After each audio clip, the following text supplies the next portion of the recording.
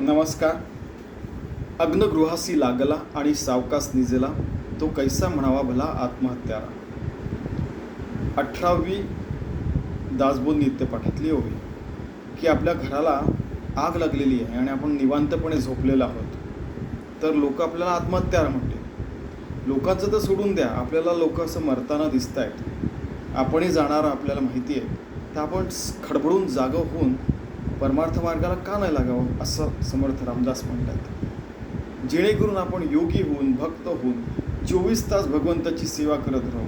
प्रत्येक हृदयाच्या ठोकाने, श्वासाने, पल्स बीटनी, अशा डोळ्यांच्या उघडझापेने, प्रत्येक विचाराने, प्रत्येक कार्याने आणि अक्षरशः झोपलेलं असतानाही आपलं भगवंताचं नामस्मरण सुरू राहावं. हृदयाच्या ठोक्यातही रामराम सुरू राहावं आणि पूर्ण जीवन राममय होऊन भगवंताशी समर्पित होऊन जावं. असं जीवन आपण का नाही जगावं असं समर्थ रामदास म्हणतात. आपल्याला जागा करून सांगतायत. सगळ्यात शेवटी तर आपला देह अग्नीमध्ये भस्मसात होणारच आहे. मग आत्ताच जीवनाचं सार्थक का नाही करून घ्यावं, आत्ताच नित्यमुक्त का नाही राहावं असं ते म्हणतात. तर तसं आपण जगायचा प्रयत्न करूया.